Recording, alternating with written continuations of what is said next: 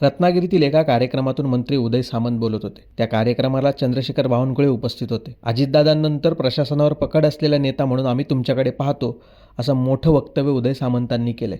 आपण पाहूयात नेमकं ते काय म्हणालेत. जनतेला जे आवश्यक आहे ते देण्याचा प्रयत्न मंत्री म्हणून आम्ही सगळे करतोय.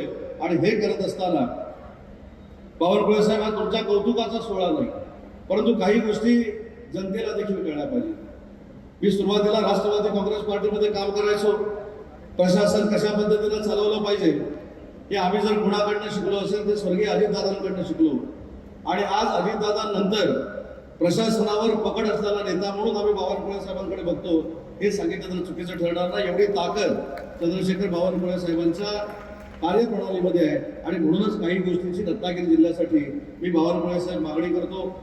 मला खात्री आहे की तुम्ही ही मागणी मान्य केल्याशिवाय इथं जाणार नाही. आणि तुम्ही जी मागणी भाषणामध्ये मान्य करता त्याचं GR मध्ये रूपांतर होतं हे देखील मला माहिती आहे. आणि म्हणून जिल्हाधिकारी कार्यालय जे आमचं सुरू आहे, ॲडमिनिस्ट्रेटिव्ह बिल्डिंग महाराष्ट्रातली सगळ्यात नंबर 1 ही रत्नागिरीमध्ये होते, आपण बघितली असेल. परंतु साहेब माझी आपल्याला विनंती आहे, तहसीलदार ऑफिस असेल, प्रांत ऑफिस असेल, ॲडमिनिस्ट्रेटिव्ह बिल्डिंग असतील, याची टेंडर करत असतानाच त्यांच्या फर्निचरची देखील तरतूद झाली पाहिजे. आज 2-3 महिन्यामध्ये ही सगळी इमारत उभी राहणार आहे, पण ही इमारत उभी राहिल्यानंतर त्याच्यामध्ये फर्निचरचीच तरतूद केलेली नाही. तर माझी आपल्याला विनंती आहे की जी महाराष्ट्रातली सगळ्यात चांगली प्रशासकीय इमारत या ठिकाणी उभी राहते त्याच्यामध्ये 20 कोटी रुपयाची तरतूद ही आपण या फर्निचरसाठी करणं आवश्यक आहे.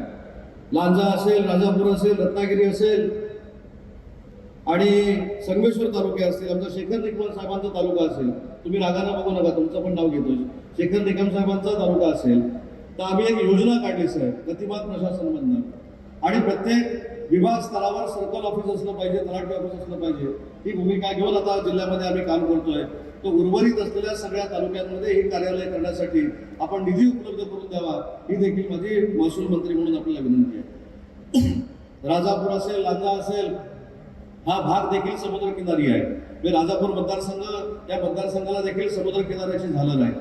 तर या ठिकाणी पर्यटक मोठ्या पद्धतीने येतात, मुंबईकरांची कामं देखील मोठ्या पद्धतीने असतात. आणि म्हणून या ठिकाणी देखील 50-50 कोटी रुपयाच्या प्रशासकीय इमारती असणं ही अतिशय आवश्यक आहे. आणि आता हे सांगत असताना मगाशी मला शेखर सरांनी असं सांगितलं की त्यांचा प्रस्ताव देखील दाखल आहे. तर मला असं पालकमंत्री म्हणून वाटतं आणि माझी विनंती आहे की हे 150 कोटी रुपये माननीय बावनकुळे साहेबांनी रत्नागिरी जिल्ह्यासाठी मंजूर करावे, जेणेकरून येणाऱ्या प्रत्येक नागरिकाला त्याला न्याय मिळाला पाहिजे, त्याची विकासाची कामं झाली पाहिजेत, त्याची प्रमाणपत्र मिळाली पाहिजेत.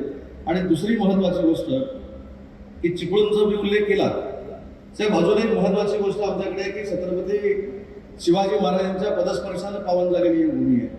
लोकमान्य टिळकांच्या पदस्पर्शानं पावन झालेली ही भूमी आहे. विदा सावरकरांच्या पदस्पर्शानं पावन झालेली भूमी आहे. त्याच्यामुळं रत्नागिरी जिल्ह्याला अतिशय पवित्र असं स्थान जगाच्या पाठीवर आहे. आणि इथे राजकारणी देखील मोठे होऊन गेले. प्राध्यापक दंडवते असतील, बॅरिस्टर नागपै असतील, आणि ज्यांनी कुणबी समाजाचं नेतृत्व दिल्लीमध्ये केलं ते कैलासवासी शामराव पेजे साहेब असतील. शामराव पेजे साहेबांच्या नावानं आपण आर्थिक विकास महामंडळ काढलं. परंतु त्या आर्थिक विकास महामंडळ काढल्यानंतर जो माझा कुणबी बांधव या जिल्ह्यामध्ये, रत्नागिरी, सिंधुदुर्ग जिल्ह्यामध्ये, रायगड जिल्ह्यामध्ये राहतो, त्याला आजही एका छोट्या कार्यालयात जावं लागतं आणि बाकीच्या सगळ्या परवानग्या घेण्यासाठी त्याला आपल्या मुंबईला जावं लागतं. तर माझी सगळ्या कुणबी समाजाच्या वतीनं आपल्याला विनंती आहे की कैलासवासी शामराव पेजे आर्थिक विकास महामंडळाच्या प्रशासकीय इमारतीसाठी आपण पैसे देखील मंजूर करावेत आणि 1 एकर जागा देखील शामराव पेजे आर्थिक विकास महामंडळाला द्यावी ही देखील माझी विनंती आहे. आणि त्याच्यामध्ये जी अजून एक कुणबी बांधवांची मागणी आहे की न्यासाचं कार्यालय झालं पाहिजे, शामराव पेजे साहेबांचं न्यासाचं कार्यालय झालं पाहिजे, ते आम्ही त्या इमारतीमध्ये न्यासाचं कार्यालय सुरू करू, हा देखील शब्द या जिल्ह्यातल्या सगळ्या कुणबी बांधवांना मी देतो.